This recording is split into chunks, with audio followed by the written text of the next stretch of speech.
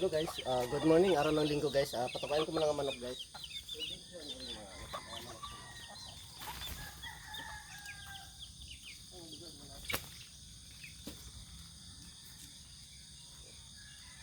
Kakalap ko para kalat din ang panlap kasi mag-aagawan yan.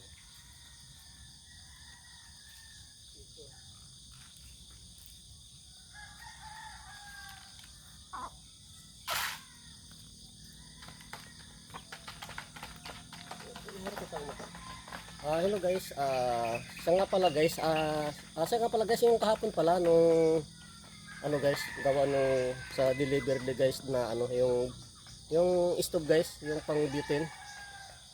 Pasensya na kayo guys na medyo malakas ang boses ko kahapon, gawa nung nakaka-high blood guys kasi galing ka sa trabaho. Pagdating mo dito, may naiwan may na-deliver na yung sa sa gas stove na pang butane guys. Sira guys lahat. Hindi ayaw magsindi yung yung pinaka electric wire na pag pindot mo pag i-click mo ayaw magsindi. Saka nayupi din guys yung nayupi siya, hindi na pwedeng gamitin. Ngayon, hindi naman ako dumating nung pagkahapon agad kasi galing ako sa trabaho. Ando na din na i-deliver na wala pang tira na iabot dun sa misis ko. Ngayon iniwan na yung item, antayin na daw ako dadating. Nung dumating na ako, natawag yung nagde-deliver. Kung andito na ba ako, sabi ko, andito na ako. Sige kuya, punta ako diyan. Ngayon sabi ko, yung yung item na i-deliver mo, ay sira, hindi namin magamit, binuksan namin.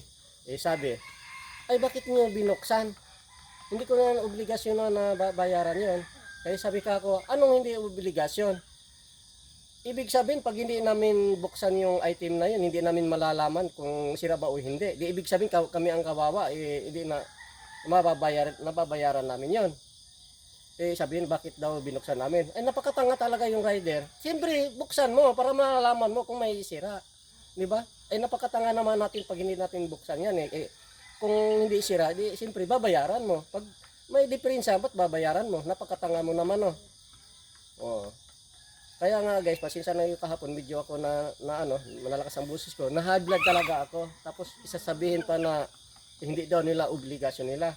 Malay mo ba kung yung item na yun halimbawa nabagsak yung nabagsak doon, baka natumba, nabagsak kaya na siguro nasira yung yung item na yon. Tapos sasabihin nila na bawal bubuksan, napakatanga naman hindi pwede yung ganon na yun ang katwiran nila. Ngayon hindi ko nabayaran kahapon, sabi daw pasensya na kayo kasi hindi ko maibig kasagad nabubulol ako. Sabi daw pwede naman daw i-return i-return guys. Pasensya na kayo ready daw doon sa Facebook. Ayun, nagawa lang namin. Mag-antay lang daw ako sa 5 araw tapos may ibalik. Buti nga hindi ko nabayaran guys. Tapos sabi naman niya, yun na guys, mahaba ng istorya, yun na, hindi ko na hirap na. Okay guys, bye bye guys, bye bye. Pasensya na kayo guys, nabulol-bulol na talaga ako guys. Okay guys, bye bye, ingat.